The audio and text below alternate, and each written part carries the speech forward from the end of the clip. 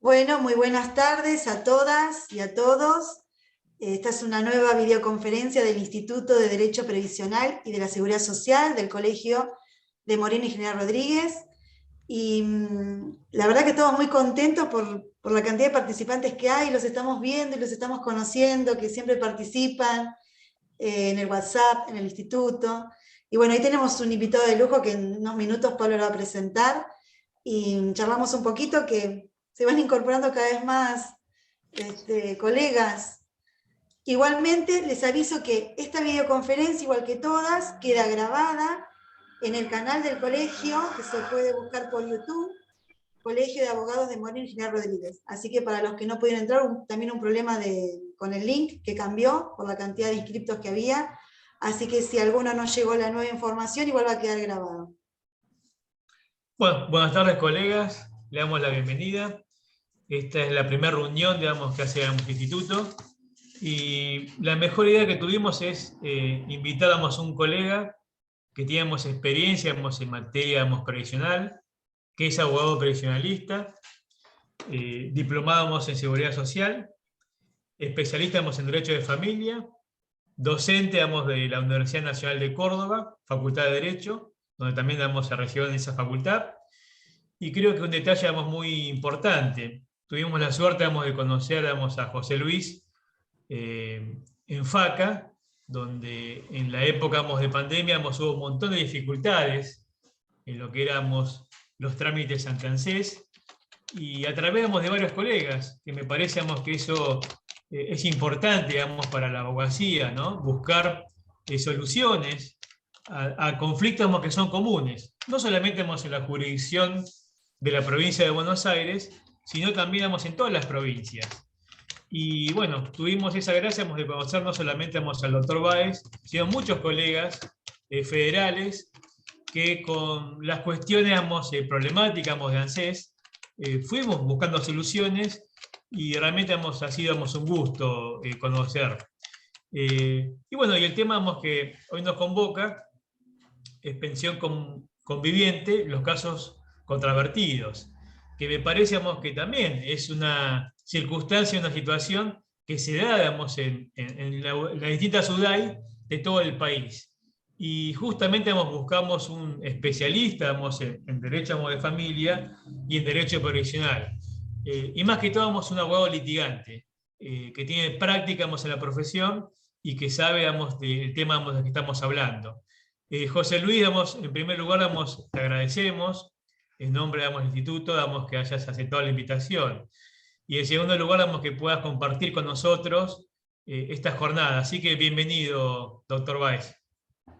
Bueno, gracias. Gracias, Pablo. Buenas tardes a todos. Verdaderamente para mí es un honor y una alegría muy grande tener la posibilidad de compartir esta tarde con ustedes en el prestigioso instituto que ustedes dirigen y que siempre es una referencia a nivel federal.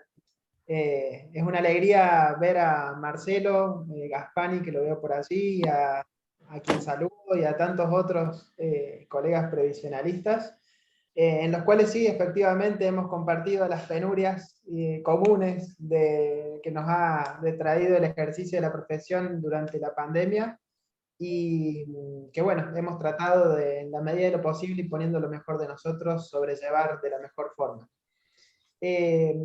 Yo no puedo dejar antes de comenzar, tengo que agradecerles a ustedes, a la organización, y a este instituto, porque verdaderamente es una referencia. Cuando nadie podía iniciar un trámite en ANSES, o cuando necesitamos sacar un turno en comisión médica, el primer antecedente lo tuvo Pablo y todo su equipo, y bueno, fue realmente una actitud muy generosa también de tu parte de compartirlo todo, que bueno, estas cuestiones por ahí no suelen ser tan comunes. Así que muchísimas gracias por eso y por generar estos espacios para que, por ejemplo, como hoy, podamos charlar un poco, aunque sea viernes por la tarde, podamos charlar sobre estos temas tan interesantes que nos trae, bueno, la relación de dos importantísimas ramas del derecho, ¿no? El derecho de familia, que es al cual yo me dedico un poco más académicamente,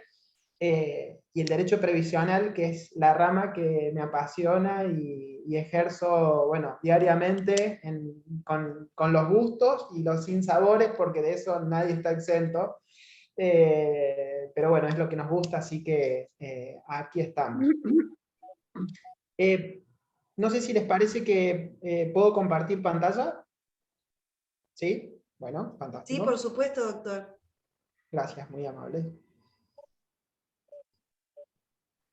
Bueno, voy a compartir pantalla con una pequeña presentación que he preparado para esta tarde, a los efectos de tratar de abordar esta problemática concreta y difícil, ¿no?, que nos plantea la situación de la convivencia en el marco de las pensiones por fallecimiento.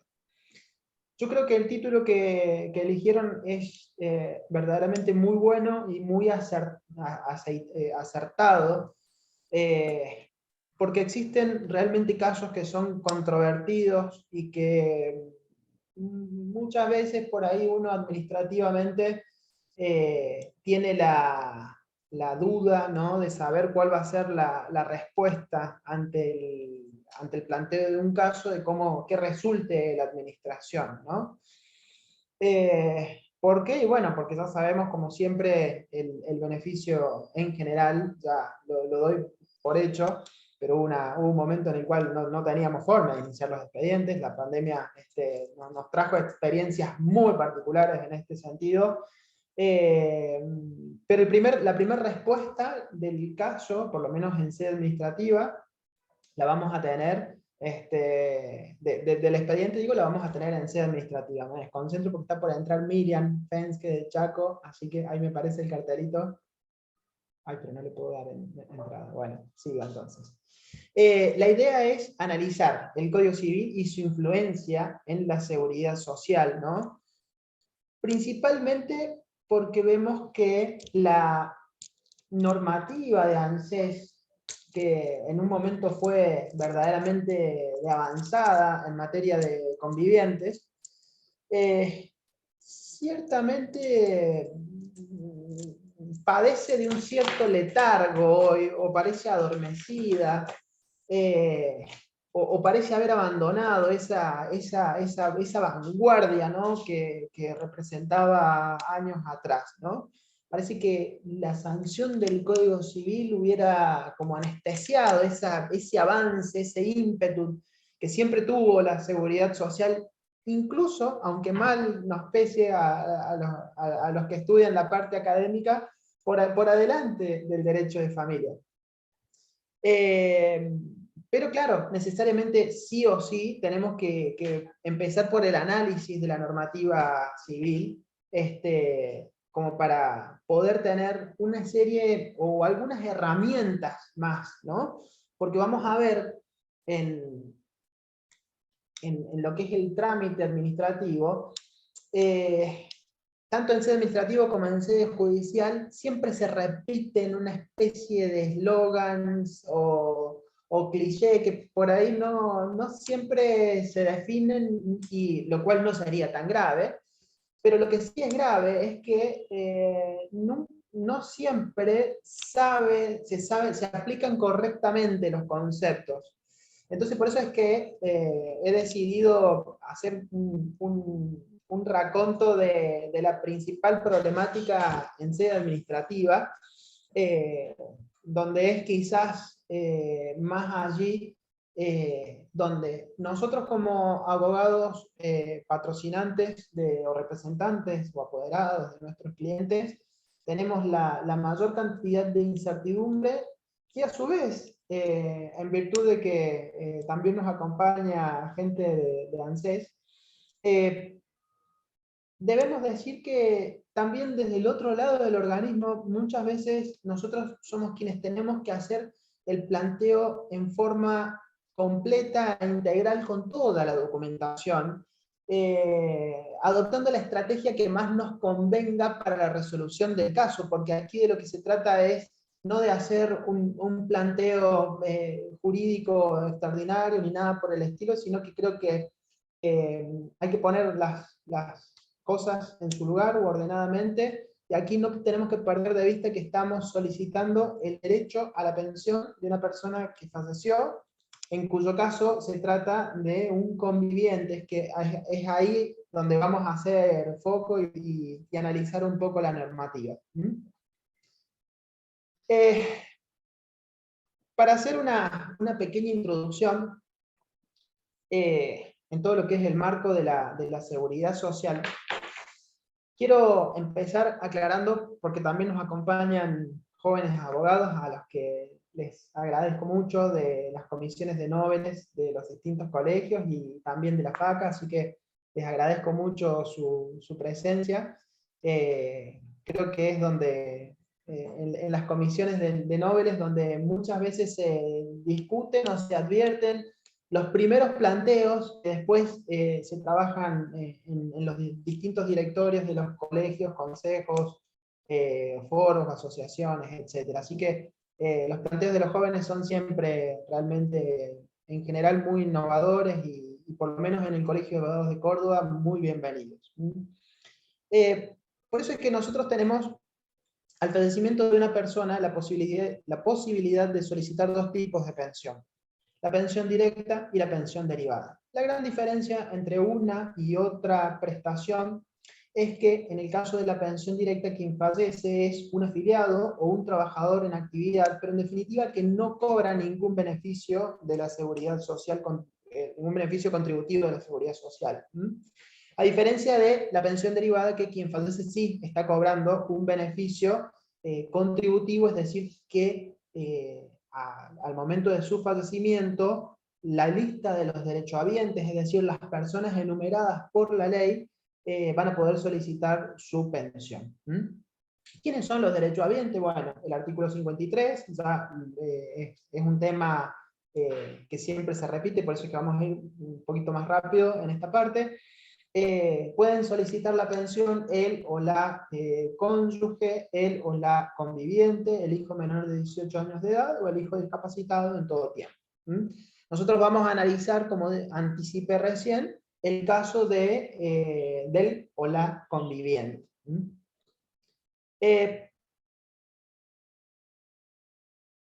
Y vamos a ver que el planteo de la charla hoy la vamos a estructurar en base a dos consideraciones principalmente. Una es la dependencia económica, y la otra es el análisis, ¿sí?, de las uniones convivenciales. ¿Por qué esto de la dependencia económica? Bueno, porque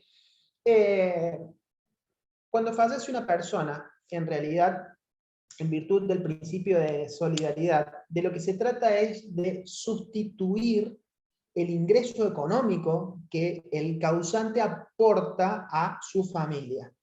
Y esto es una cuestión que tiene, por supuesto, raigambre constitucional y demás, como ya vamos a desarrollar enseguida.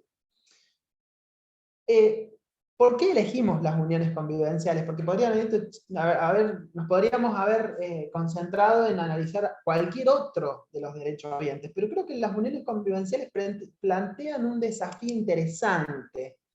En primer lugar, por su complejidad y también por la realidad social. ¿Por qué por la realidad social? Porque lamentablemente, desde el punto de vista del derecho de familia, vemos que cada vez más, en virtud de de los distintos modelos de familias que regula nuestra ley civil, cada vez más se presentan en mayor cantidad estadísticamente las uniones convivenciales que los matrimonios, es decir, que el matrimonio como que estadísticamente baja la cantidad de personas que se casan por distintos motivos, porque es caro divorciarse, por la cantidad de requisitos que se imponen, por distintos motivos, por el miedo también o desconocimiento del régimen patrimonial del mismo, ¿no? Si me caso, entonces ya le debo la mitad de los bienes, pasa a ser del otro.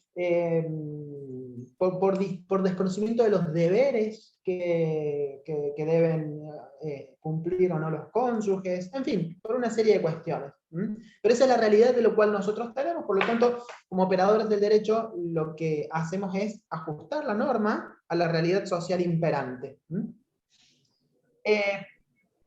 Y a su vez por la complejidad. Che, pero ¿qué? ¿Cómo de la complejidad? Si la norma es clara, si tiene más de... Si se trata de un conviviente que convivió más de 5 años, los últimos 5 años en común como mínimo con el causante, inmediatos anteriores al fallecimiento, o 2 años en el caso de que tengan hijos en común, bueno, ¿de qué complejidad me estás hablando? Bueno, acá hay muchas complejidades.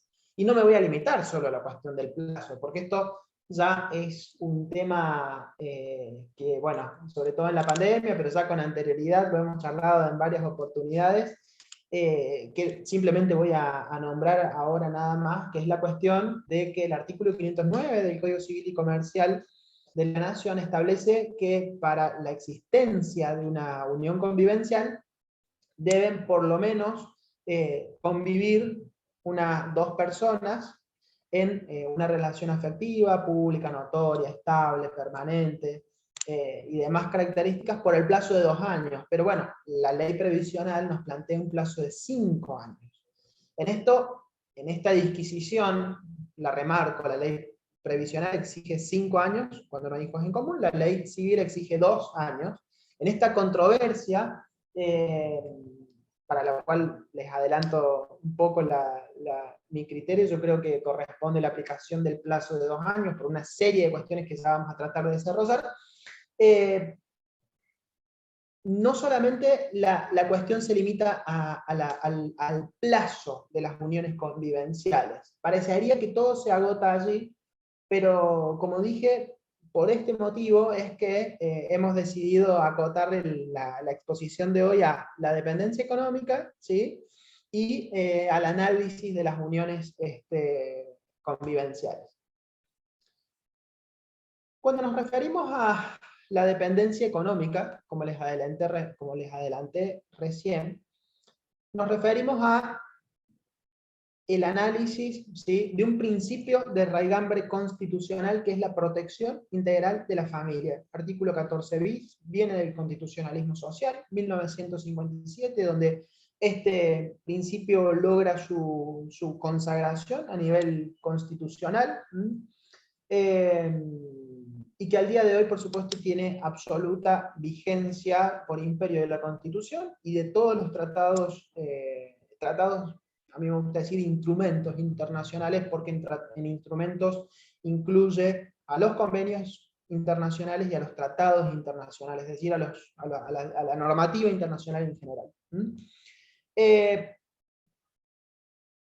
Y también, precisamente, al artículo 53, como dijimos, de la 24.241, que aquí yo lo transcribí, y dice que él o la conviviente excluirá al cónyuge superstite cuando éste hubiera sido declarado culpable de la separación personal o del divorcio.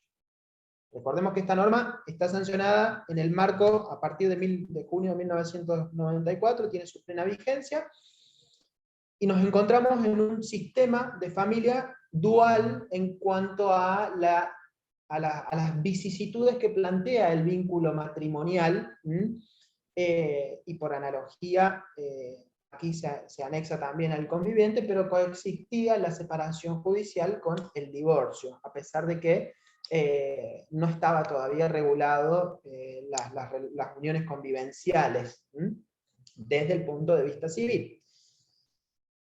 En caso contrario, y cuando la causante hubiera estado contribuyendo al pago de alimentos o estos hubieran sido demandados judicialmente, él o la causante hubiera dado causa a la separación personal o divorcio, la prestación se otorgará al cónyuge y al conviviente por partes iguales. Esta es un poco la normativa sobre la cual vamos a hacer el análisis del resto prácticamente de la exposición, ¿no? De aquí es donde surge, porque alguien me podría decir, che, esto de la dependencia económica, ¿de dónde salió? Bueno, no es invención de nada, sino que es un requisito de la ley.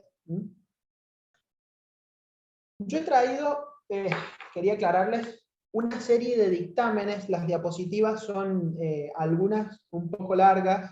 Tengo una amiga previsionalista de Córdoba que me critica bastante cuando las diapositivas son con mucho texto porque ella se cansa de leer y demás, lo cual tiene mucha razón, pero en este caso tengo un atenuante, y es que la idea es dejarles el material y que sirva todo este material que por ahí es de difícil acceso o consecución del tema de los dictámenes jurídicos de ANSES, los cuales les adelanto no los tengo a todos, me han prometido que la semana que viene me los van a pasar, así que en cuanto los tenga, también si es de utilidad, los comparto sin ningún problema. En este caso, el dictamen de la Gerencia de Asuntos Jurídicos, número 57.000, es el que consagra la naturaleza sustitutiva y la solidaridad y la asistencia que debe prevalecer en el caso de el trámite de una pensión, ya sea directa o derivada, en definitiva por el fallecimiento de un afiliado beneficiario de ANSES. Yo aquí en estas diapositivas, como les dije, la idea es identificar los dictámenes y también la jurisprudencia que el organismo utiliza en sede administrativa para que se nos facilite también a nosotros el análisis de los argumentos que usa el tribunal.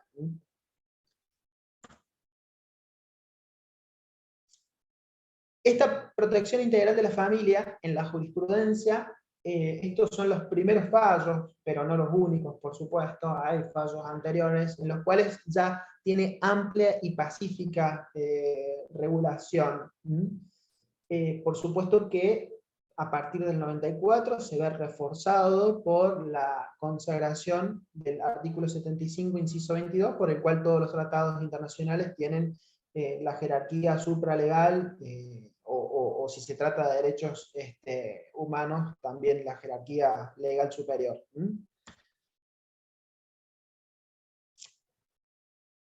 Esto de la dependencia económica, a mí me gusta analizarlo, que es lo que se repite administrativamente, a mí me gusta analizarlo desde la teoría general alimentaria.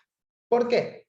Porque también es una frase renombrada o que se repite corrientemente, esto de que las pensiones y también las jubilaciones tienen carácter alimentario. Por el carácter alimentario de la prestación se otorga, no se otorga, se dan plazos, no se dan plazos. Parecería que es un tema bastante central, por eso es que me gusta desmenuzar un poco qué se trata esto del carácter alimentario de las prestaciones. Por lo menos a mí es un tema que no he terminado de analizar y que me despierta curiosidad permanentemente.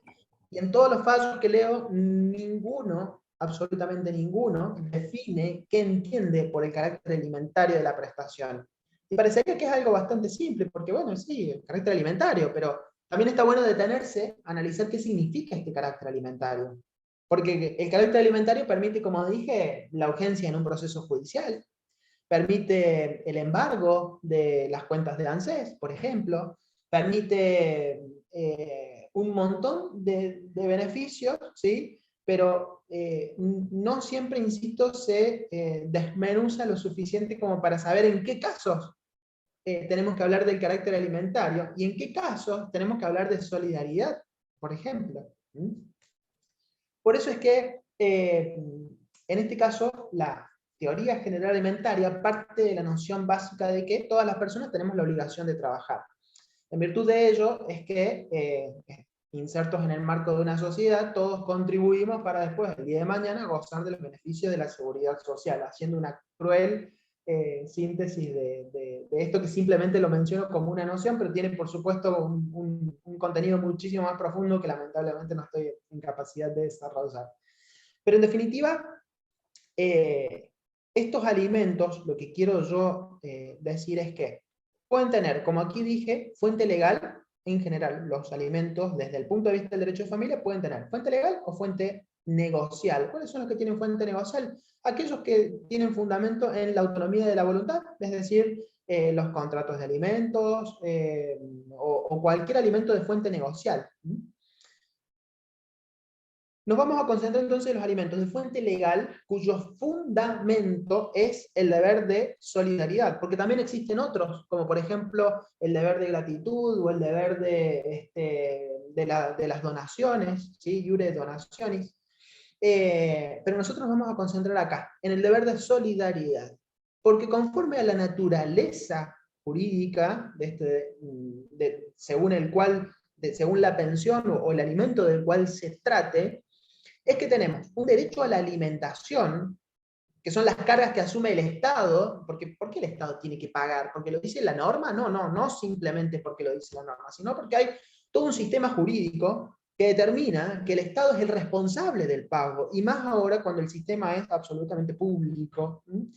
Digo más ahora en el sentido de la exclusividad que tiene el Estado, ya sea el orden nacional, provincial o las cajas donde existen excepcionalmente municipales, o incluso también en el caso también de los organismos de las cajas profesionales. Y por contrario, tenemos un derecho de ver a ser alimentado, que este sí es el que tiene su fuente en el parentesco, con todas las normas que regulan el título de los alimentos en el Código Civil y Comercial de la Nación. Digo, es un derecho de deber en el caso del derecho de familia, porque son deberes instrumentales, en el sentido de que unen al vínculo de una relación familiar que en un pueblo tiene el alimentado y en otro pueblo tiene el alimentante. Esa es la relación. Dale más. Hay acá un dictamen que es el dictamen 35.284, que habla del reclamo de los alimentos. Y muchas veces vemos que se deniegan pensiones. Sí, se deniega la pensión porque en vida pudieron reclamar alimentos y no se reclamaron alimentos al causante. Entonces, ¿cómo le vamos a otorgar la pensión ahora si parecería que es hasta un enriquecimiento, ¿no? Desde el causante no prestaba alimentos a la familia, entonces como no había una demanda de alimentos o un reclamo fehaciente, entonces por este motivo se deniega la prestación. A mí, yo acá puse, y el Código Civil y Comercial, porque el Código establece que los alimentos son imprescriptibles. O sea que no hay una obligación. En primer lugar, el plazo, son imprescriptibles, no se pueden negociar, no se pueden transar, no se pueden compensar. ¿Por qué? Porque forma parte del orden público familiar. Es decir, acá la autonomía de la voluntad no tiene ninguna injerencia. Esto hace al interés de la familia, por eso existe el orden público familiar. Porque quien tiene responsabilidades o cargas de familia no puede abstraerse de las responsabilidades que le corresponden. Por lo tanto, por más que no lo haya reclamado o que hayan hecho un convenio por el cual establecían que no le iba a dejar la pensión si se fallece por el motivo que sea, este convenio no va a tener naturalmente ninguna validez, eso está claro. Otro de los dictámenes, que son los que enumero aquí, reiteran, bueno, el carácter alimentario. Siempre vemos el carácter alimentario. Reiteran el carácter, pero no somos en definitiva nosotros, esto es lo que quiero transmitir. Somos en definitiva nosotros, ahí está entrando la doctora Claudia Pons, directora de nuestra sala, así que es bienvenida, ahí la vamos a admitir. Somos en definitiva nosotros los que tenemos que darle contenido a esta expresión del carácter alimentario. ¿Y por qué sustitutivo del beneficio? Bueno, porque el causante mantenía a la familia, entonces a su fallecimiento hay una familia que queda económicamente desvalida o en vulnerabilidad, sea socioeconómica o económica principalmente, por lo cual el Estado no puede desentenderse.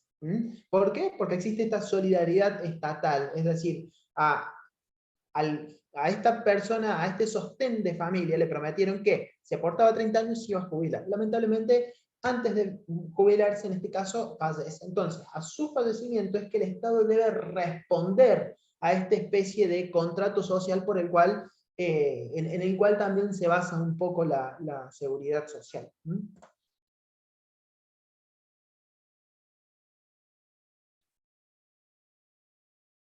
Analizando las uniones convivenciales,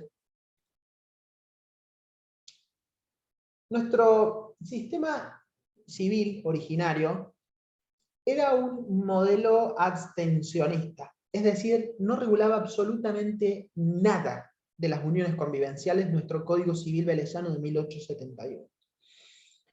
Progresivamente este modelo fue mutando a un modelo intermedio, el cual recibió los efectos de las distintas leyes, principalmente de la seguridad social, pero también las leyes laborales, los seguros y tantas otras, que fueron reconociendo efectos a las uniones convivenciales tal y cual las conocemos hoy, no.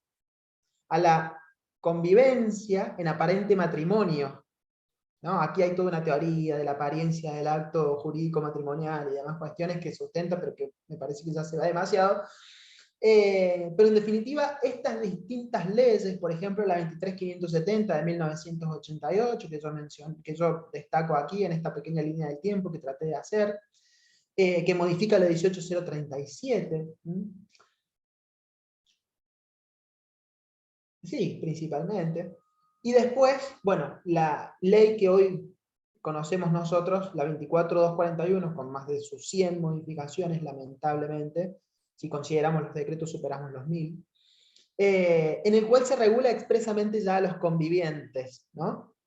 En el 2008, otro hito normativo lo tenemos con la resolución 671 del 2008, que le reconoce efecto a las convivencias del mismo sexo. Es decir, ya en el 2008, cuando ni se hablaba ni siquiera de un proyecto de Código Civil y Comercial, la normativa previsional siempre fue avanzadísima. Mal que nos pese a los que estudiamos el derecho de familia en relación al reconocimiento de estos efectos. Y después señalé acá el 2015 como la ley 26994, es decir, el Código Civil y Comercial, tal cual lo tenemos hoy vigente. ¿Y por qué señalo finalmente el hoy? Bueno, porque entre el 2015 y hoy es que vamos a centrar a su vez el análisis, porque recuerden que en materia de pensiones, en virtud del artículo 161 de la ley 24.241, la ley aplicable va a ser la que esté vigente al momento del fallecimiento del causante. Por lo tanto, esto lo quiero aclarar bien. Es importante para la práctica determinar, como primera medida, en qué momento o cuándo falleció el causante, porque esto es un momento bisagra según se aplique uno u otro ordenamiento jurídico con efectos totalmente diferentes. Y si bien a nivel legal las modificaciones no han sido, no han habido otras modificaciones, sí tenemos una serie de normativa administrativa que nosotros nos planteamos, estamos en la dificultad de que no es normativa aplicable muchas veces, porque por ejemplo los dictámenes son, como alguien decía, si mal no recuerdo, la doctora Elsa Rodríguez Romero siempre dice, son como cuando se dictan en la historia las leyes de escasez de alcohol cero, o del té, o del tabaco, en el cual no se conseguían estas sustancias, y acá parece que los dictámenes son una especie, algo bastante similar, para lo cual, cuando tienen que aplicarnos a nosotros los dictámenes, sí, sirven para fundamentar los dictámenes, a la redundancia, que dicta el servicio jurídico de la ley de la cual se trate, pero nosotros no lo podemos conocer previamente, o sea, es una cuestión media, bueno, nebulosa que nos perjudica. Por eso es que, bueno, en la medida que se puedan conocer los criterios de la UDAE o de los dictámenes que están vigentes, es muy saludable, sobre todo para el reconocimiento de los derechos de nuestros clientes.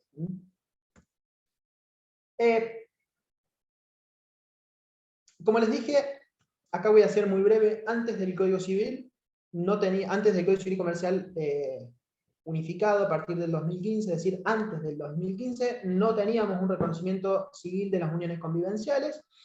Sí se las reconocía como el concubinato, es decir, la relación concubinaria o de modo usuario, según como se las analice. En definitiva, la relación de convivencia en aparente matrimonio. ¿Por qué en aparente matrimonio? Bueno, porque siempre tuvo profundas diferencias que las mantiene al día de hoy. Recordemos que antes del Código con la vigencia del Código Civil anterior, se analizaba la culpa al momento de la extinción, principalmente del vínculo matrimonial del matrimonio.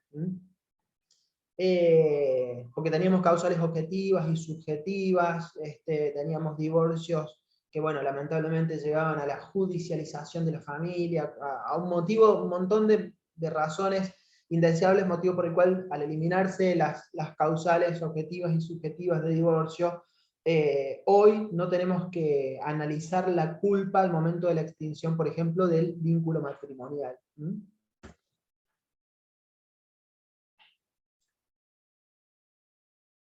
Y ahora sí, a partir del 2015, es que nos vamos a concentrar en lo que son las uniones convivenciales, porque así están reguladas expresamente con este nombre. Se deja el rótulo de concubinato, porque bueno, parecía ciertamente que eran despectivas, o que en definitiva no tenían una regulación legal suficiente. Y los quiero comparar un poquito con el matrimonio. Con el matrimonio, bueno, si estuviéramos presencialmente lo podremos hacer un poquito más interactivo en este punto, sobre todo. Pero con el matrimonio, la unión convivencial guarda profundísimas diferencias. Desde el mismo momento de el nacimiento, ¿sí?, del acto jurídico matrimonial, es decir, el acto de la celebración del matrimonio, tiene requisitos de existencia y requisitos de validez. Estos requisitos no existen en el caso, por ejemplo, de las uniones convivenciales. O sea que desde el nacimiento de la unión ya tenemos una diferencia. No tienen tampoco un régimen de nulidades, como sí tienen las uniones convivenciales, como sí tienen en el matrimonio. No tienen un régimen tan estricto de impedimentos dirimentes. No tienen, bueno, hay cientos de diferencias en las causales. Por supuesto, el divorcio opera en el matrimonio, en las uniones convivenciales no. Es el 523 el que establece las causales de cese de las uniones convivenciales. No tienen un régimen de ganancialidad, como si tienen el matrimonio. Las diferencias son múltiples, y podríamos estar hablando de esto toda la tarde, pero simplemente quiero remarcar con mucha claridad que se trata de dos instituciones que son absolutamente distintas. Para redondear este tema de las diferencias, me gustaría señalar dos últimas diferencias más. En primer lugar, la cuestión alimentaria.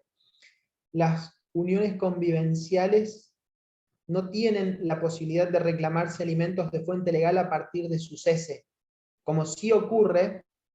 Tienen una especie de deber de contribución, pero no es un alimento legal, como sí ocurre con los alimentos posteriores al divorcio, que están expresamente regulados en el código.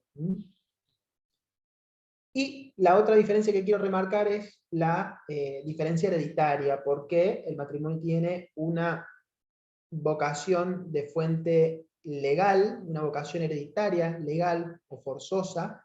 En cambio, las uniones convivenciales solamente tienen derechos hereditarios en el caso de resultar beneficiarios, es decir, el causante haber redactado un testamento de carácter patrimonial en el cual instituye como heredero a su conviviente. En ese caso, como cualquier persona, va a tener derechos hereditarios, y si no, no tiene un llamamiento legal ni forzoso o imperativo.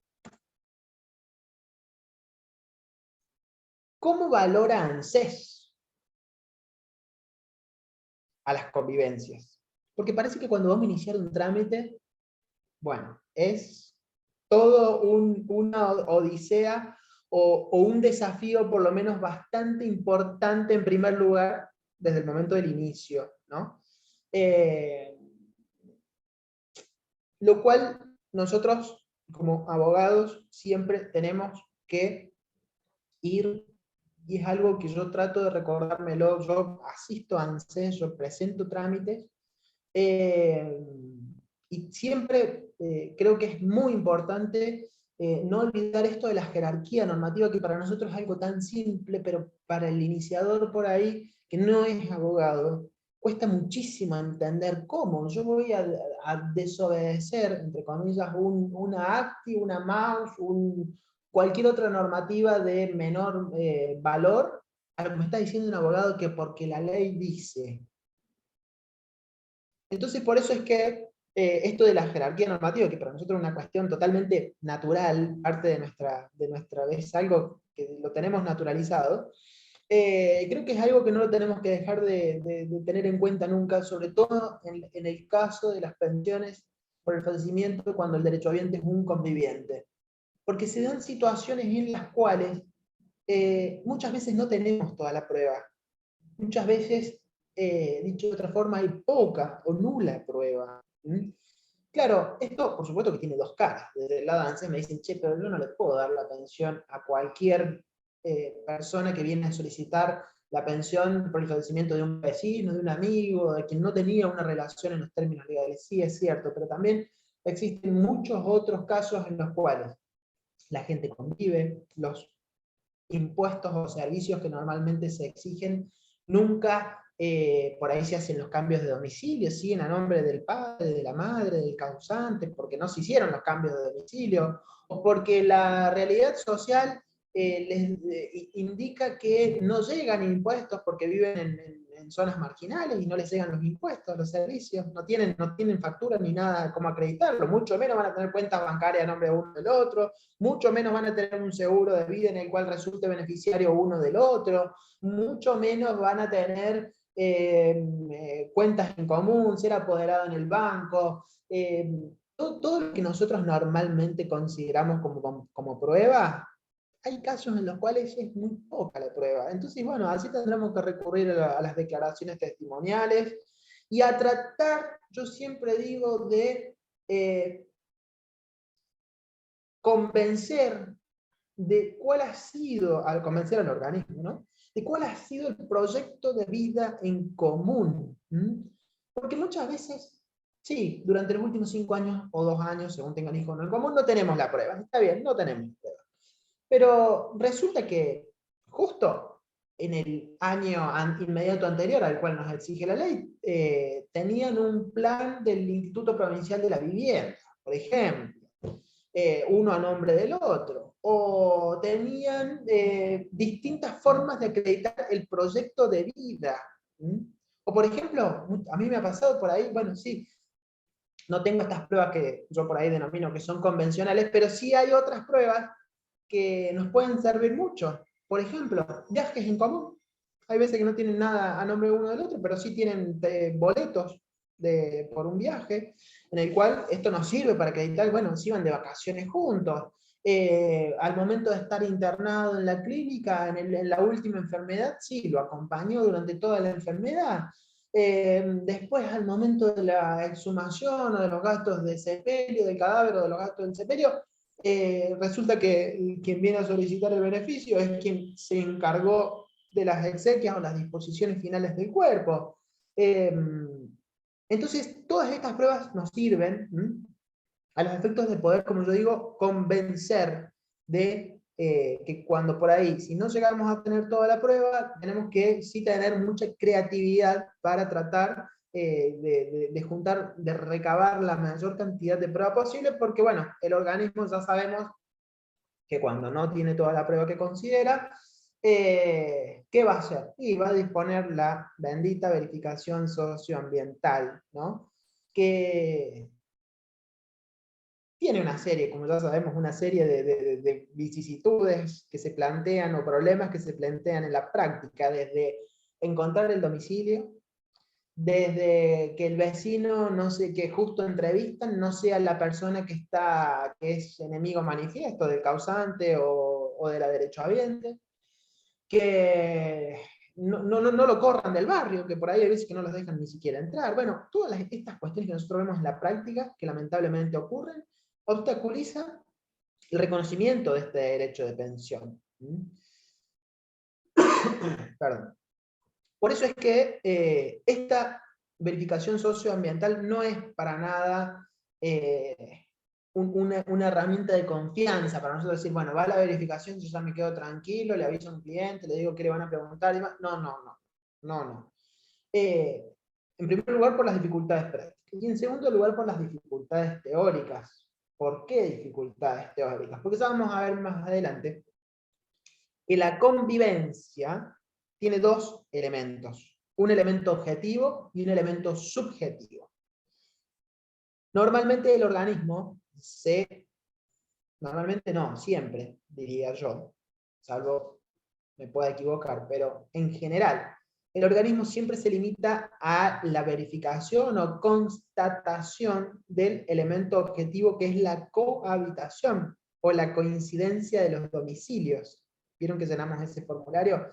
Por el cual si si el causante falleció más de un año, o si existe diferencia de domicilios, debemos acreditar o por lo menos expresar cuál es el motivo. Yo lo que recomiendo en ese caso es hacer una nota aclaratoria para no tener que completar en un renglón cuál fue el motivo. Porque muchas veces el motivo de la separación puede ser simple, porque el causante decidió inscribirse en el interior, poner su domicilio, fijar su domicilio real en el interior por beneficios impositivos, o porque era más barato el impuesto de la moto o del auto, de lo que sea. Muchas veces pasa. Pero muchas otras veces es más difícil de acreditar. Entonces, por eso yo, insisto, recomiendo agregar una nota, acompañar este formulario, conforme, de diferencia de domicilio, conforme al anexo 1 explicativo de la diferencia. Y ahí sí, nosotros redactamos, tampoco hay que entusiasmarse y hacer notas extensas porque terminan siendo contraproducentes, pero sí una nota clara, concisa, donde se pueda explicar bien cuál era el proyecto de vida en común que tenían estos convivientes. Si el motivo era porque el niño iba a la escuela en el pueblo cercano, donde sea, bueno, explicarlo, expresarlo, acompañar, probar, ponerse a disposición de la administración, porque eso también es recibido de manera favorable. Acá puse también una circular que también regula el criterio de valoración de la prueba. Acá hay una cuestión que es muy importante. Recién cuando enumeré todas las pruebas que podían utilizarse, o las convencionales, no mencioné el supuesto de la prueba única a propósito, porque aquí lo reservé para esta diapositiva especial, por el cual esto es algo que normalmente no es muy aplicado, y lo traje con la regulación de esta ACTI-1-42, anexo 1, que es una normativa interna de ANSES, que no es exigible a la ciudadanía en general, ni a los abogados, ni a nadie, pero por el cual consta que cuando los convivientes tengan un instrumento público, que puede ser una información sumaria administrativa o judicial, donde por supuesto han participado los dos convivientes en vida, normalmente este tipo de instrumentos públicos se realizan sea por motivos netamente de convivencia, o sea por cuestiones de obra social. ¿Sí? Esta cuestión es importante indagarla al momento de la entrevista con el cliente, y siempre mandarlos a buscar, porque va a haber alguna prueba más. Si hay una foto, venga la foto, no hay problema. ¿Tiene valor complementario? Bueno, ya veremos cómo le doy fecha cierta a esa foto, si tiene fecha la foto o no, o lo que sea. Pero acompañar prueba, ¿sí? Si el iniciador tiene que escanear más prueba de la que él considera, bueno, que por favor acompañe toda la prueba, porque después esto se valora en el sector jurídico.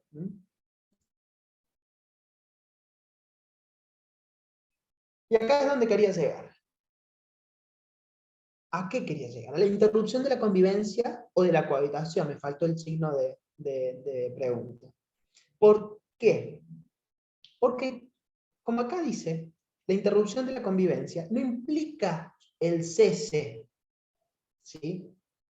No implica su cese si obedece a motivos laborales u otros similares, en virtud de lo establecido en el artículo 53, inciso E, que manifiesta la autoridad de aplicación podrá establecer las pautas objetivas para determinar si el derechohabiente estuvo o no a cargo del causante. Y aquí hay otros dictámenes más. En definitiva, lo que importa es la causa por la cual se interrumpe, no cesa. si tienen diferencia de domicilios, nosotros deberemos, por supuesto, siempre que se trate de la realidad de los hechos, acreditar con la mayor claridad posible esta diferencia de los domicilios. Quizás tengan diferencia de domicilios porque se conocieron de grandes, y cada uno mantenía su casa, y resulta que vivían en uno de los dos domicilios, y bueno, será el domicilio de la convivencia el que nosotros declaramos ante ANSES para que se practique la verificación socioambiental. Pero tenemos que tener en claro que es la interrupción de la convivencia, no el cese, el que se produce en este caso de situaciones excepcionales que se plantean. En los casos de violencia de género, sea violencia familiar, sea violencia doméstica, o la violencia en cualquiera de todas sus formas, o sea de otros motivos extraordinarios, por razones de salud. Muchas veces uno de los dos debe mudarse de forma definitiva a un establecimiento sanitario o a un establecimiento gerontológico en el cual necesite una asistencia médica o complementaria o de salud específica, de un aparato, de lo que sea, por lo cual tiene que estar en supervisión de un profesional. Y bueno, pasa muchas veces que yo tenía un caso, vivía en Carlos Paz, y claro, se tuvo que mudar a un geriátrico de aquí de la ciudad de Córdoba, y la señora mudó su domicilio a una pensión enfrente de ese geriátrico porque le quedaba cómodo. Entonces, bueno, todo esto nosotros lo acreditamos ante ANSES. Se mudó, acá está la diferencia, fue temporario, es una pensión, estuvo siempre permanente. Entonces, todo esto resultaba, lo pudimos probar de manera contundente y sólida, y esa pensión fue otorgada.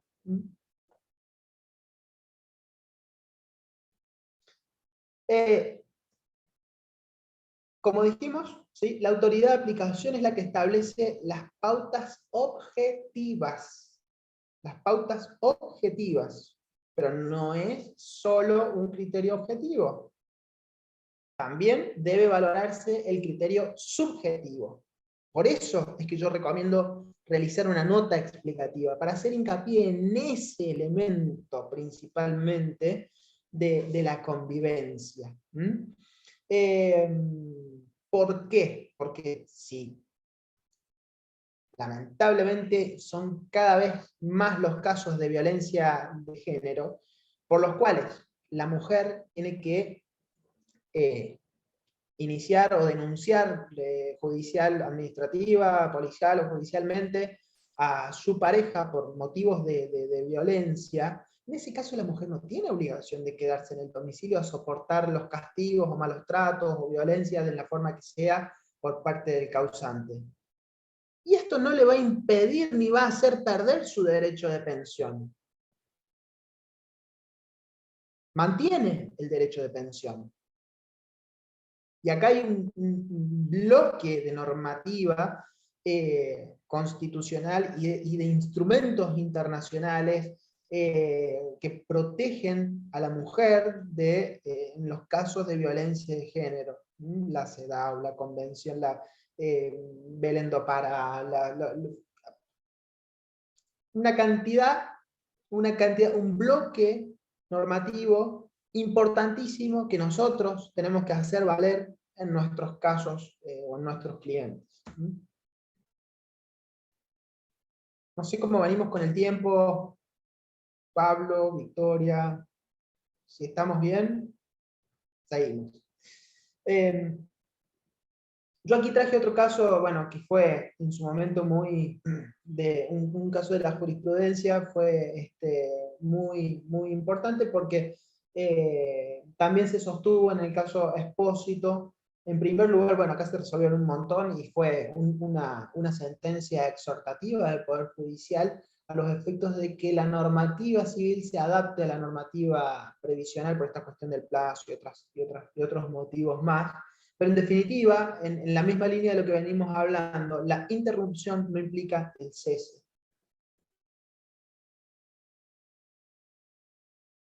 Y esto no es algo que se nos ocurra a nosotros ni que estemos diciendo ahora. Existe un instructivo para abogados dictaminantes, que aquí arriba puse el número, ¿sí? Perdón. que es de fecha, es muy reciente, que establece una serie de consideraciones por las cuales los abogados dictaminantes deben tener en cuenta al momento de analizar un caso de pensión. Siempre, por supuesto, dando la prioridad o prevalencia al otorgamiento del beneficio de pensión. Por más que se trate de una separación de hechos, debe analizarse la causa de la separación. Siempre debe analizarse la causa de la separación.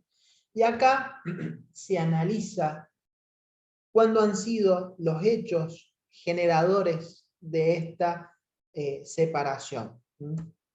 ¿Por qué? Porque, bueno,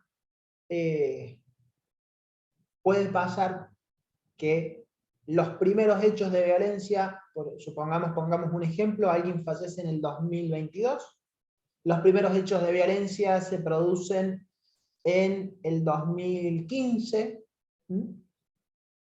motivo por el cual durante los últimos 5 años, en este ejemplo que estamos poniendo, el causante no convivió con el derechohabiente, pero en el 2015 la derechohabiente fue a denunciarlo al causante y después se fueron renovando periódicamente, normalmente en forma automática las primeras veces, los pedidos de exclusión del hogar conyugal o de acercamiento o la disposición restrictiva de la libertad que imponga el juez. En este caso, nosotros en Córdoba tenemos un fuero especializado de violencia familiar. Por lo tanto, allí lo que debe analizarse es que aquella causa de separación haya sido debidamente denunciado, a pesar de que esto, bueno, charlando con los jueces de violencia familiar nos dicen que existen casos en los cuales es tanta la intimidación que produce la violencia del victimario en la víctima, que muchas veces ni siquiera quedan en un estado de retracción total que no les da ni siquiera para ir a denunciar, ¿no? Entonces, este también puede ser un motivo que nosotros tenemos que estar muy atentos.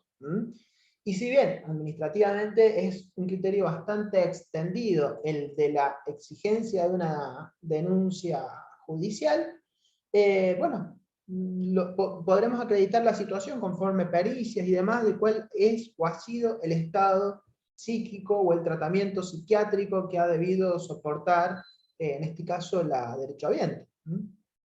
Acá traje también un dictamen de la Gerencia de Asesoramiento, que tiene este número, también es del 2020, por la cual dice que los dictámenes de la Gerencia de Asuntos Jurídicos son vinculantes para los abogados del organismo. Por lo tanto, estos dictámenes esa es la importancia de conocerlos para hacerlos valer cuando convenga o cuando corresponda al otorgamiento del derecho. Aquí puse un apartado sobre la visión de género que hemos estado mencionando recién.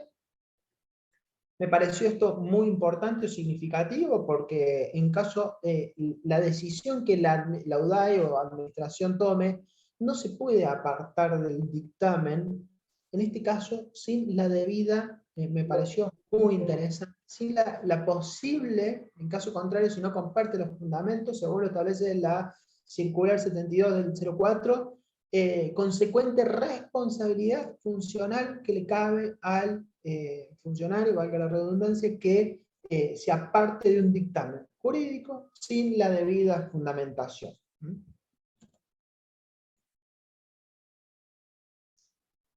Acá está la cuestión del plazo para denunciar. ¿Por qué? Porque el organismo dice, bueno, si denunció, pero el delito el delito penal por el cual se trate no estaba prescripto, bueno, así sí se va a mantener el derecho de pensión. Porque claro, si se trata de un hecho de violencia del 2000, vamos a separarlo en el tiempo, del 2005, y bueno, seguramente ya el delito esté prescripto, según sea, esto ya es una cuestión penal de la prescripción de la acción penal. Pero este es el plazo temporal que se impone, que el delito no esté prescripto.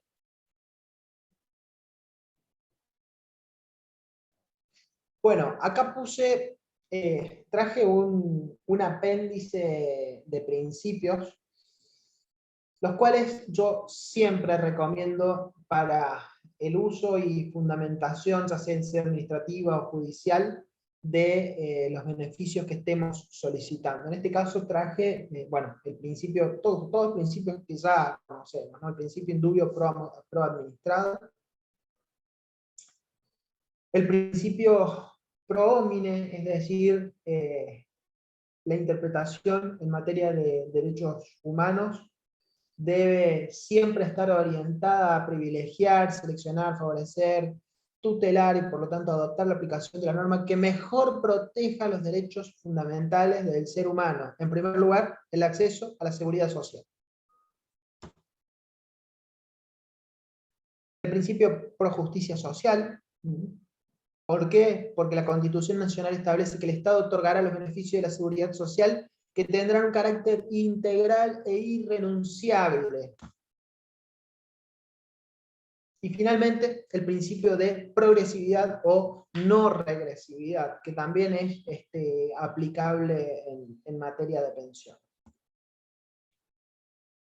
Bueno, hasta aquí llego con mi exposición. Creo que lo más interesante van a ser las preguntas de ustedes, y esto, la idea que tenía era simplemente ser un disparador de todas las preguntas o lo que ustedes necesiten. Yo quedo a disposición, y desde ya muy agradecido por la atención de ustedes y por principalmente haber asistido esta tarde.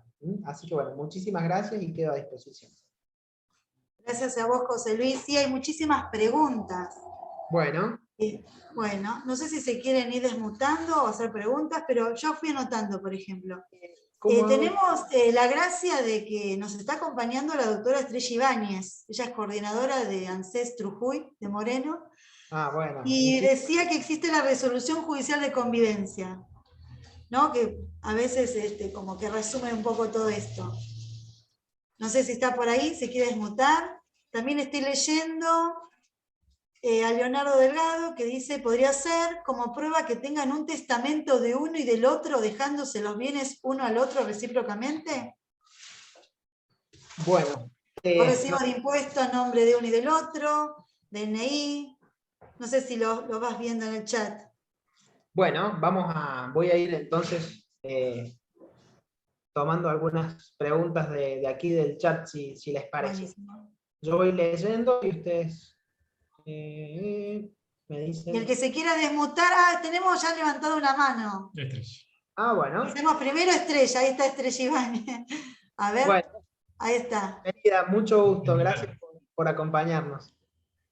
A ver, ¿qué estoy haciendo? Hola, ahí está. ¿me escuchan? Ahora sí. ¿Qué tal? Buenas tardes, mucho gusto. Hola, buenas tardes a todos. Bueno, hace un tiempo hablamos en una charla sobre estos temas. El tema de la convivencia es un gran problema.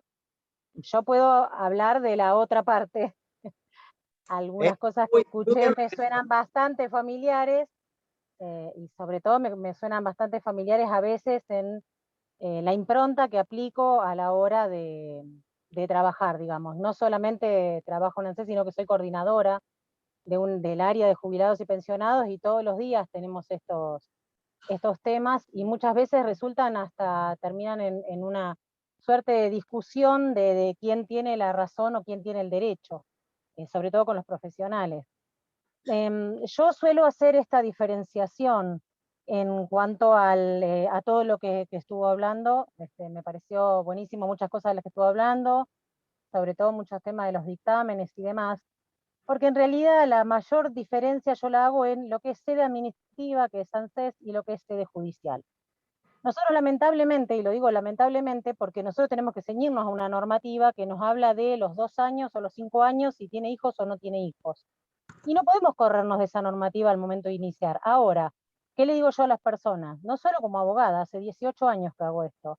Se los digo para hacerlo en una suerte de algo que le resulte práctico y que no termine en un expediente denegado, en un vacío que muchas veces las personas no entienden. Entonces, a veces muchos me miran cuando yo le digo: busque un profesional que le va a ayudar mejor a encauzar cuando no tiene prueba. sobre todo porque vivo en Moreno, en una zona donde escasez de prueba todo el tiempo. ¿Por qué? Porque no hay servicios muchas veces, porque viven en la casa de los padres, porque alquilan y sin ningún contrato, porque le buscamos la vuelta para que ingresen la normativa todo el tiempo. Muchos casos podemos encauzarlos por la normativa, perfectamente haciéndole buscar el carnet de obra social, la afiliación al PAMI, un montón de cosas. Uno viene buscando todo el tiempo para poder darles a las personas el derecho. Ahora, yo tengo una impronta que es cuando no entra dentro de la normativa y sé que lo único que la persona va a hacer es perder el tiempo en ANSES, sede administrativa, pero que, por ejemplo, tienen hijos en común mayores, les coinciden los domicilios hace 40 años, compraron la casa o el terrenito hace 30 años, y todo eso no me entra dentro de una normativa administrativa. Entonces, siempre mi consejo va a ser, vaya a una sede judicial donde todo eso sí se lo van a tomar. Las fotos se las van a tomar en el juzgado, los testigos se los van a tomar en el juzgado.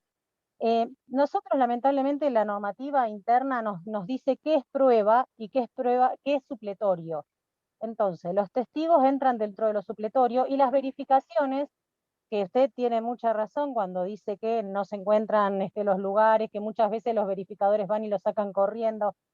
Todo eso lo vivimos a diario.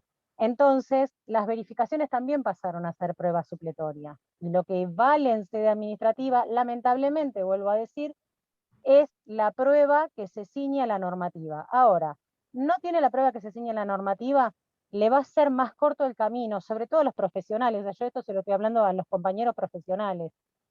Les va a ser más rápido y de mejor resolución hacer una resolución judicial, y con esa resolución judicial, para nosotros, a mí me viene ANSES con una resolución judicial de convivencia, judicial, no declaración jurada post-mortem, con una resolución judicial de convivencia donde el juez le prueba la convivencia, es palabra santa. Entonces, esa resolución judicial de convivencia está tardando entre 3 y 6 meses si el juzgado funciona bien. Imagínense que nosotros estamos perdiendo muchas veces en una pensión, nosotros me refiero a los abogados, ¿no? Presentarla con poca prueba en ANSES entre 9, 10 meses y hasta un año para que después termine denegada. Para después darle el paso a la sede judicial y seguramente judicialmente va a conseguir el derecho.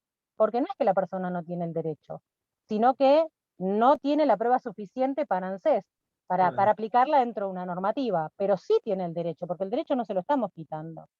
Entonces, yo me manejo de ese modo, me ha resultado muchísimo mejor así que tomarle algo con poca prueba por no discutir con un profesional. Se lo tomo, se mandan las verificaciones, vuelve a legales, le pide más prueba, no la tiene. Terminan denegándosela y después, ahí recién recurren a la sede judicial. Y están demorando a veces 2 años, algo que podrían haber resuelto en 6 meses. Sí. Yo siempre trato de ir a la practicidad y no solo para el profesional, sino también para darle una solución a la persona teniendo en cuenta que es un derecho alimentario. En cuanto a lo que hablabas, perdón, así ya termino. En cuanto a lo que hablabas de la prueba única, yo lo aplico todo el tiempo.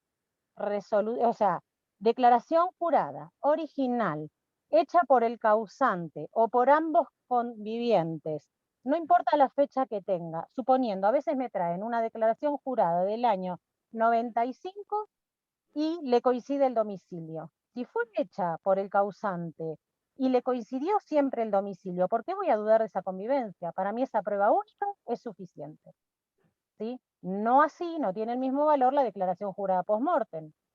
Claro. ¿Por qué? Porque yo puedo ir a declarar mañana que vivo con mi vecino, pero no quiere decir que eso sea cierto. Entonces, seguro, capaz que sea cierto. Ahora, ¿por qué no va a dudar la administración si se basa, como usted lo decía bien, en el derecho objetivo y no en el derecho subjetivo? Para el derecho subjetivo está la justicia. Lamentablemente, a veces lleva un poco más de tiempo y a veces no. A mí me ha resultado acá, hace 12 años que soy coordinadora, 18 que trabajo en ANSES, siempre en el mismo sector. Lo que he visto a lo largo de los años es que me ha resultado mucho más práctico cuando tienen poca prueba que inicien por la parte judicial, que hoy en día se hace un expediente que tiene resolución rápida y que yo siempre aconsejo que cuando ven que viene flojo de papeles, como digo, mejor ir a la justicia. y con esa resolución judicial ningún empleado, ningún ANSES le puede decir que no es válido. Pero bueno, esa es mi opinión, ¿eh? Totalmente, Nada más. totalmente de acuerdo, Estrella Ibáñez. Totalmente de acuerdo. Es sumamente recomendable y saludable, y es una cuestión también que, como decíamos, también de estrategia. No tiene ningún sentido iniciar un expediente que no se inicia con toda la prueba, que perfectamente se puede volver a sacar otro turno, que el derecho no se pierde, porque es la pensión, el derecho de pensión es imprescriptible. Entonces, a lo sumo, en el peor de los casos, perderá retroactivo si ya ha pasado más de un año de fallecimiento del causante. Creo que por donde se lo mire, la solución suya es absolutamente favorable. Nosotros, por lo menos, en el estudio procedemos de esa forma, y muchas veces, cuando no hay prueba, tratamos de ver la mejor manera posible, y muchas veces esta discusión administrativa al momento del inicio del trámite no tiene mayor sentido, porque si estamos con la posibilidad de colaborar para tener la mayor cantidad de pruebas posible, es una herramienta que está a nuestra mano y es algo que tenemos que usar. Así que muchas gracias por su intervención y presencia y todo lo que nos ha aclarado. Gracias. De nada, chao, chao.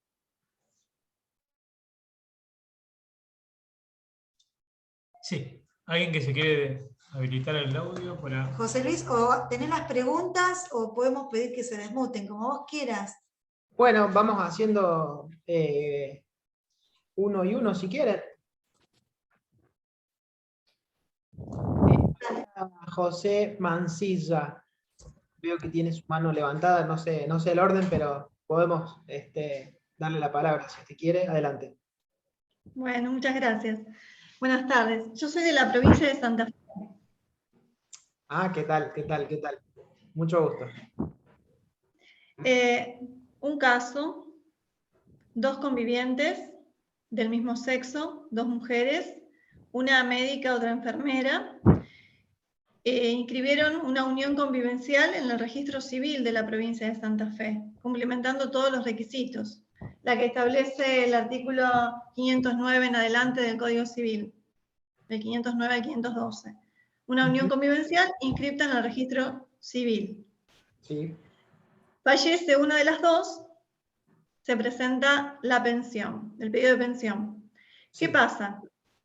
El caso que usted decía, las dos son propietarias de distintos inmuebles, porque son 2 personas grandes eran. Sí. Cada una conservó su DNI con el domicilio de su propiedad, pero Sí. en la unión convivencial registraron el domicilio de la convivencia, de uno de los 2 inmuebles. Pero cuando fallece, al no tener descendencia, me piden la prueba de la convivencia de los 5 años. Y sobre todo al no tener coincidencia de domicilio en el DNI.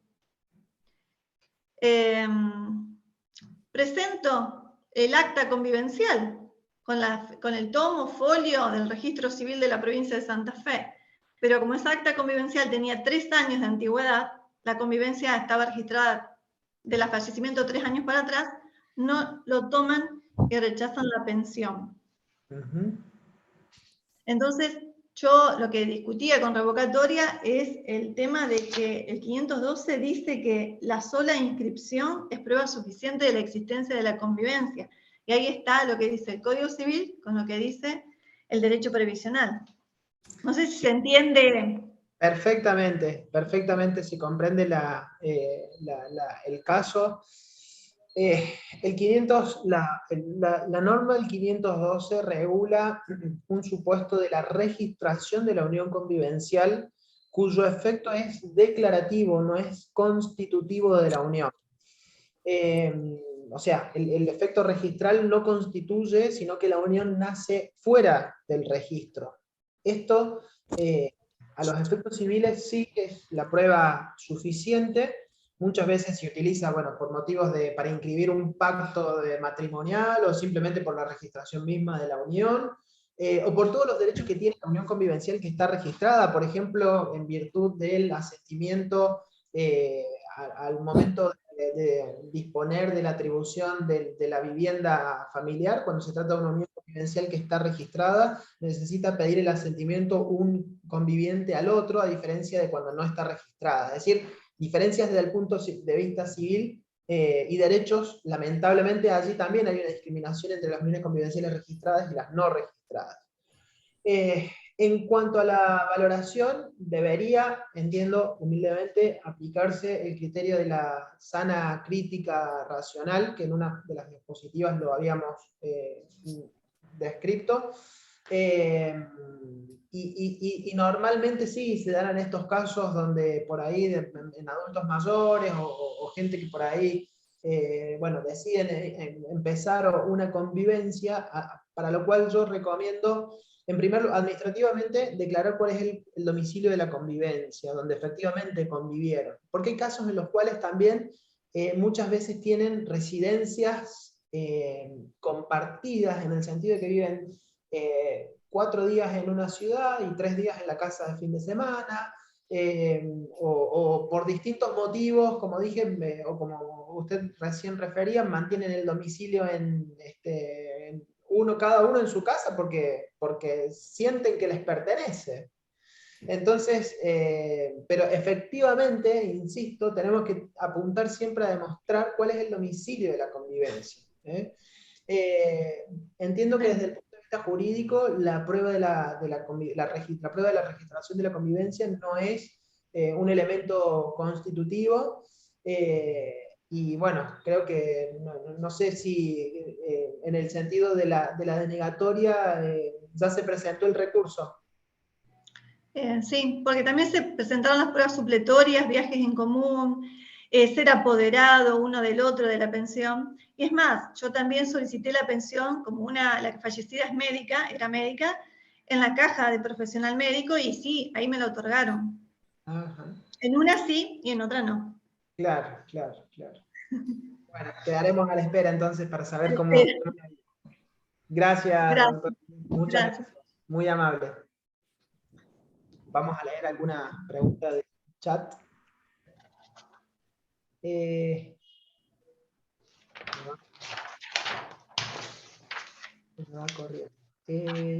Bueno, no veo muchas preguntas, Colegio de Abogados. No sé si ustedes ven alguna pregunta.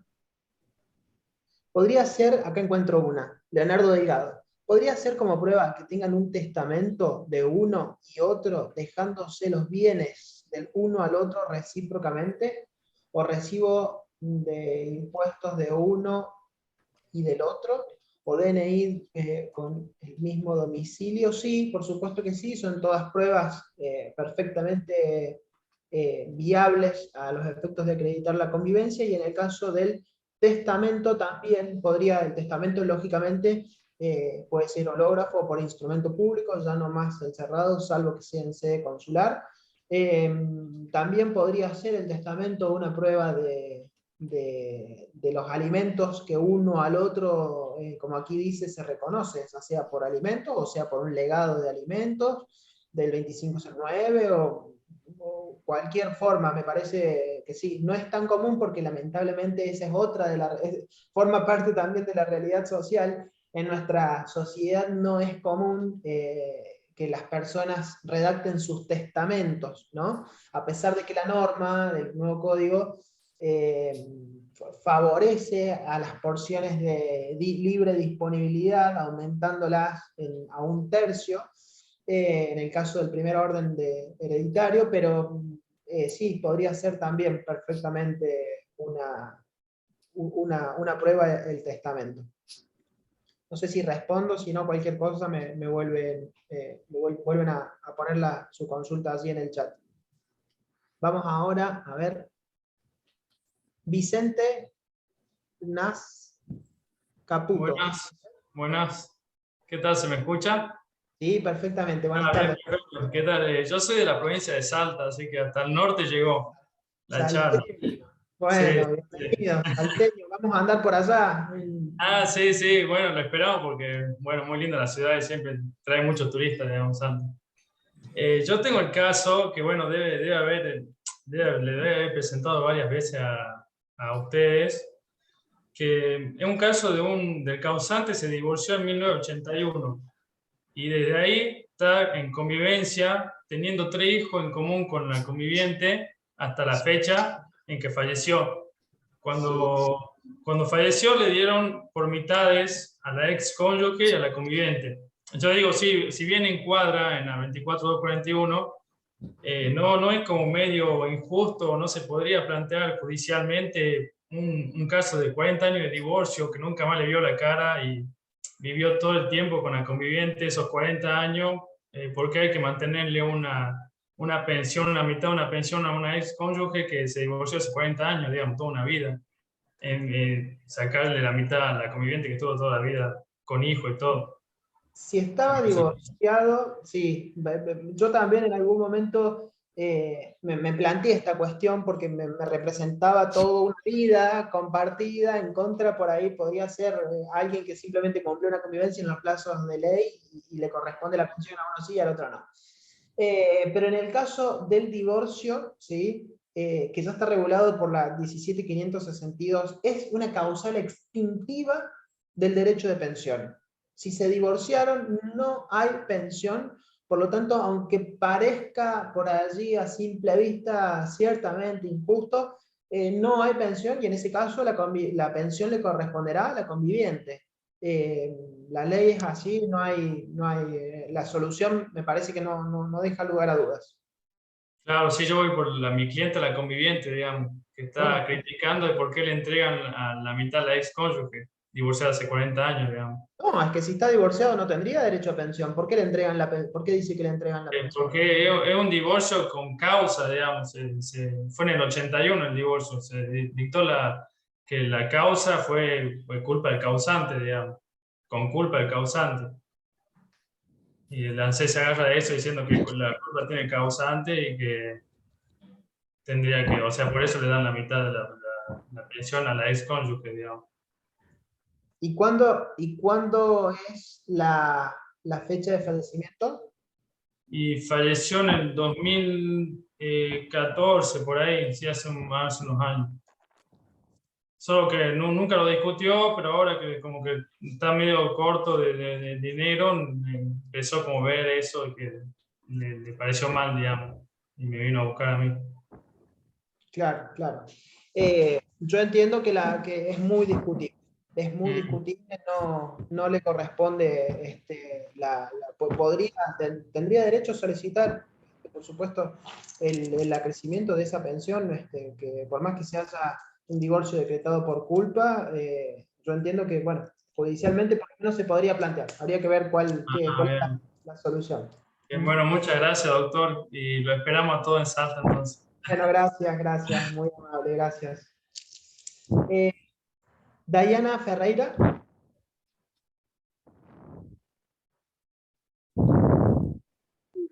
No sé si quería hacer alguna consulta, sí. intervención. Adelante, mucho gusto. Mucho gusto. Sí, mire, mi duda es, en el caso de que tengamos una denegatoria por parte de ANSES en una pensión, ¿usted qué recomienda? ¿Presentar un recurso de nulidad o reconsideración o constituir más pruebas como este caso, como decía la doctora también, de la sumaria informativa, una resolución judicial de convivencia e iniciar nuevamente el trámite? En cuanto a los tiempos de demora por ahí. A ver, esta es una cuestión muy puntual y depende de cuál sea la prueba de la cual se trate, en el sentido de que si es una prueba determinante que por allí puede cambiar la decisión, por ejemplo, que consiguieron que una aseguradora les brinde la información, que son bastante reticentes a otorgar estos seguros de vida y demás al fallecimiento del causante. O si por ahí encontró prueba, o sea el motivo que sea, yo, si es prueba determinante, sí recomendaría, o importante por su valoración jurídica, o por la cantidad de la prueba, quizás, no sé, encuentra un baúl o una caja llena de pruebas o lo que sea, yo en ese caso sí recomiendo una reapertura administrativa para acompañar la prueba. Seguramente el expediente, quizás si se inició con poca prueba, esté bien denegado, en el sentido de la insuficiencia de la prueba, pero si tiene más pruebas, me parece que la vía es conveniente, es una reapertura administrativa y acompaña toda la nueva prueba. Perfecto, doctor, muchas gracias. Bueno, por nada. No sé si hay alguna pregunta más. Veo. Hola, hola, ¿me escuchan? Hello. ¿Cómo estás, José Luis? Estoy sin andás? cámara, así que va a aparecer en negro. ¿Sí? Bueno. Estás Buenas perdonado. tardes a todos. ¿Cómo están ustedes? Bueno, yo tengo un caso muy particular acá en Jujuy, que tiene un poco de todos los condimentos que han nombrado casi todos los colegas, incluyéndote. Él es viudo, era viudo. Empezó a convivir con mi clienta en realidad. Bueno, alcanzaron los 5 años, viajes juntos, entre otras cosas, plazos fijos a nombre de ambos. Bueno, hasta acá todo bien, digamos, en principio. ¿Dónde se me plantea el tema acá? Por un lado, este hombre con su conviviente, manteniendo como si fuesen pareja moderna, cada cual su domicilio, pero en realidad él paraba más en la casa paraba entre comillas, en la casa de ella. Por ahí le gustaba su hogar, entonces volvía. Él vivía con una hija en su domicilio de origen. Y resulta ser de que ambos se presentaron ante un escribano público y manifestaron de que convivían en el domicilio de ella. Por supuesto, para mí es un documento privado que tiene una firma de escribano público, ¿sí? Pero fallece él y la hija tuvo la amabilidad de formular una denuncia diciendo de que nunca existió nada entre ambos. Hasta ahí, bueno, aporté documentación, aporté los últimos documentos de él, que los tenía ella en su poder, las tarjetas, es más, hasta un carnet vencido, inclusive la cédula federal que dejó de tener vigencia. Y sin embargo, el ANSES sigue sosteniendo de que la convivencia nunca existió. Entonces lo que yo le digo a los chicos del ANSES, che, nadie deja, te pueden dejar el cepillo de diente a lo mejor en el baño de tu pareja o lo que sea, pero si no existe una confianza o una relación que sea estable, no te llevan una cédula federal. Y sin embargo, acá todavía sigo peleando con la ANSES para tratar de acreditar la convivencia. Me denegaron, sí, la pensión, se formuló como ella hizo la denuncia, se formuló todo un expediente administrativo que todavía está sin resolver por parte de la gente de la ANSES, por la reapertura administrativa. Pero bueno, entonces, ¿qué más hace falta? Es cierto, no es documentación que la que corresponde o se corresponde con la del listado que tiene el ANSES. Listo. Pero hay mucha otra documentación que es complementaria, si se quiere, y que no la están considerando, como por ejemplo plazos fijos, los pasaportes, donde acredité, che, la salida del país es la misma fecha, la entrada al país en el extranjero es la misma fecha, y un empleado cometió el desliz de decirme, bueno, puede haber sido una canita al aire de ambos. Me pareció hasta fuera de todo sentido, fuera de toda forma. Pero todavía sigo ahí esperando. Y bueno, a ver, yo no sé si me tomarán, la pregunta es, ¿qué valor tiene esa declaración voluntaria de ambos ante ese escribano? Por un lado, ANSES no la está considerando. ¿La podría hacer valer en la justicia? Sí. Ahora, dentro de la reapertura.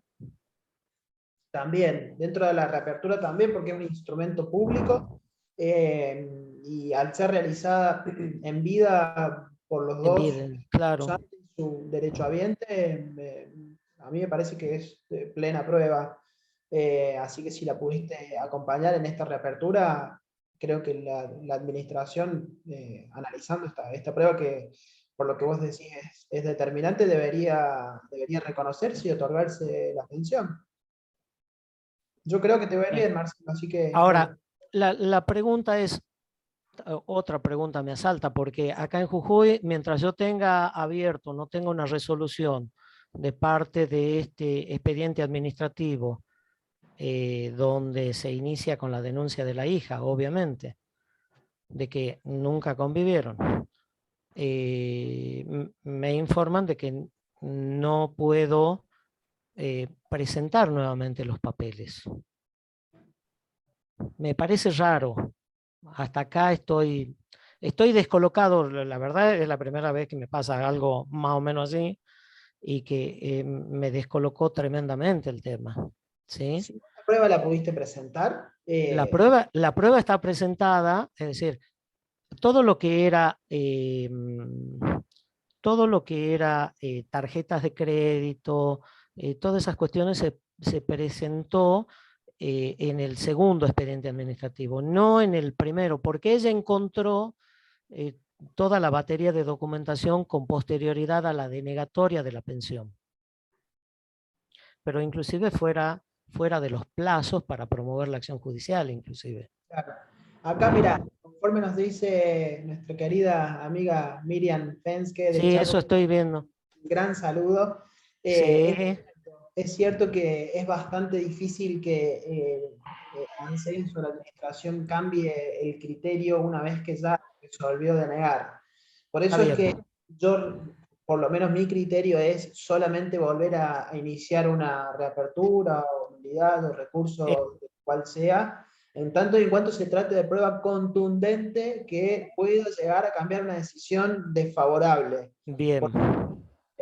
Una pérdida de tiempo, y bueno, me ha pasado, por ejemplo, en casos que son evidentes, tuve una pensión que le denegaban el trámite a una conviviente previsional en el ADP, que lo charlamos con la doctora Pons, y a una hija menor de 3 años. Bueno, en ese caso sí se presentó en la CARS y salió resuelto favorablemente con mucha rapidez, no con la demora habitual que tiene la CARS, pero me parece que si ya aportaste la prueba, bueno, si te llegan a denegar tendrás que ir a la justicia, no va a quedar. Ahora, bueno, tendría que reiniciar porque ya me caducó el plazo de la judicialización.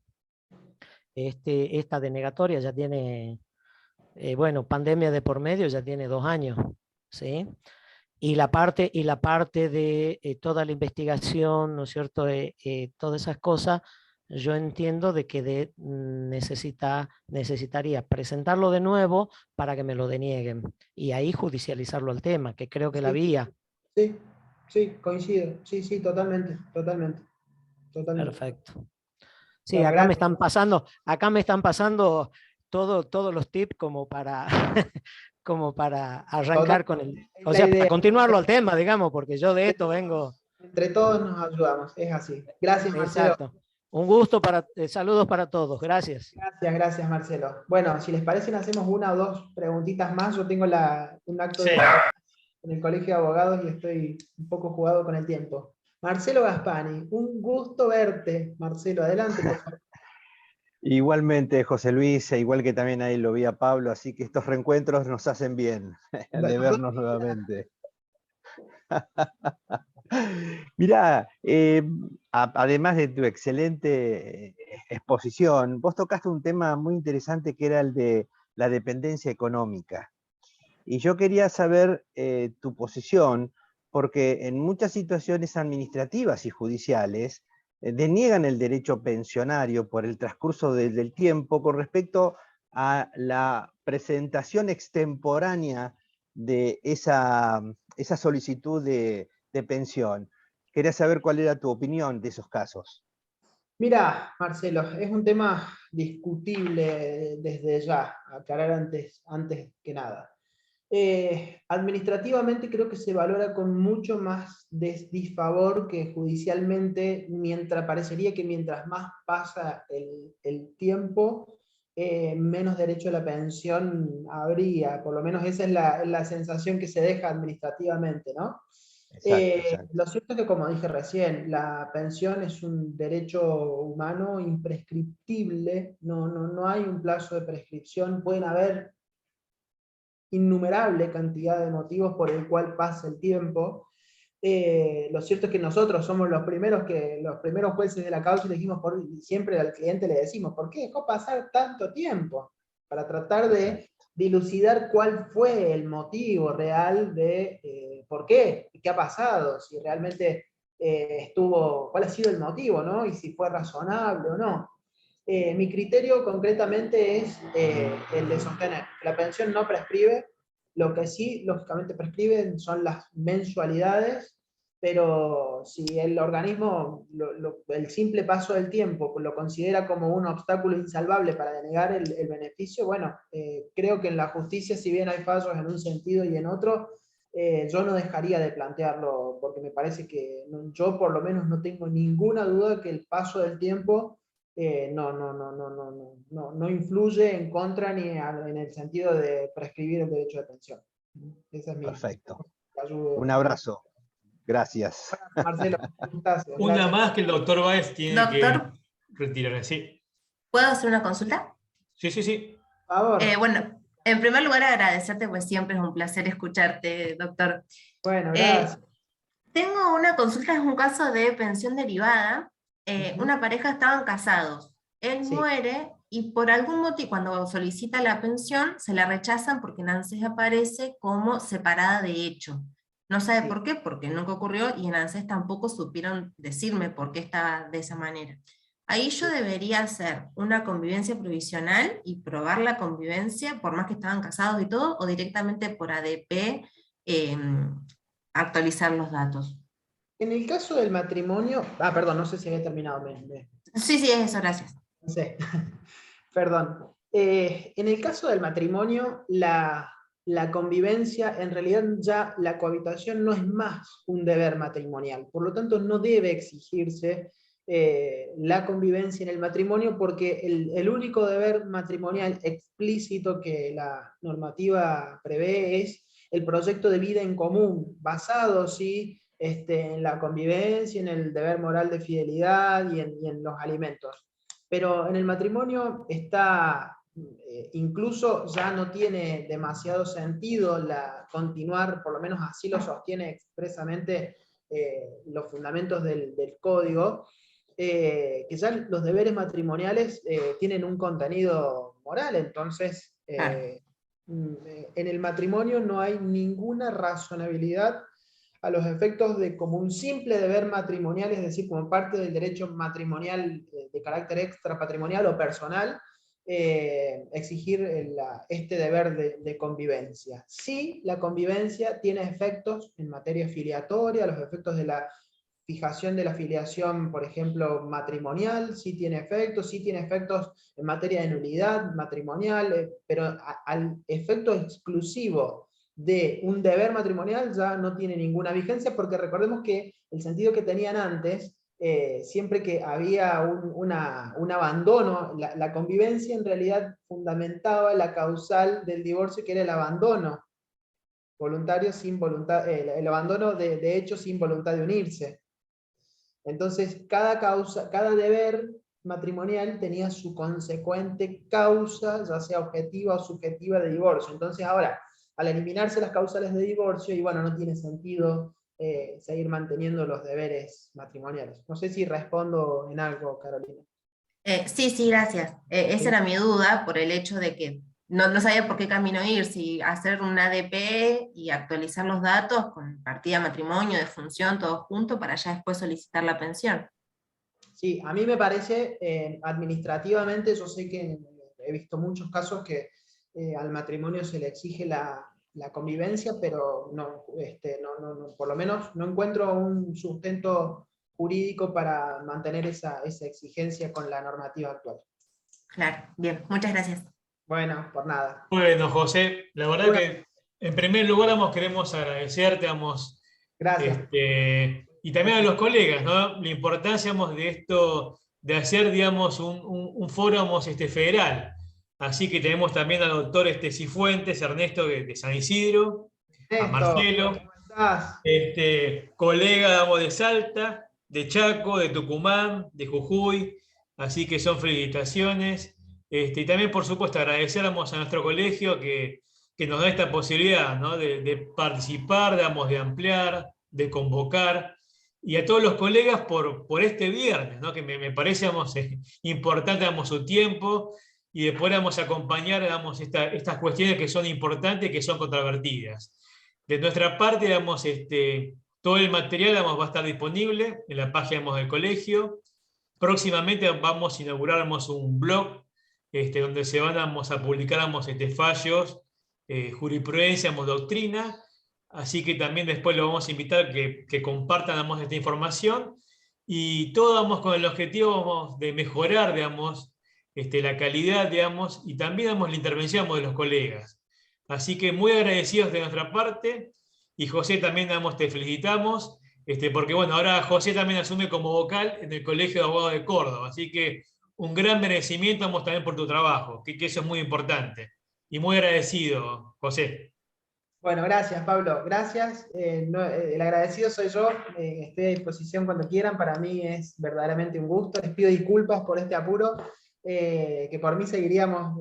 Yo soy por mí no tengo ningún problema, pero bueno, hoy tengo este horario con el cual ya me he comprometido y debo cumplir. Por eso es que puse así mi correo, por si en algo puedo ayudar a través del instituto, de ustedes, o si me quieren consultar, lo que sea, a total disposición, con muchísimo gusto. Un saludo grande, muchas gracias a todos los que se han tomado la molestia de asistir, y bueno, a los amigos federales que veo, a la doctora Pons, que siempre nos acompaña, nuestra directora de sala. Muchas gracias. Gracias, Pablo, gracias al Colegio de Abogados, y gracias a todos. Que anden bien. Nos vemos, saludos. Gusto.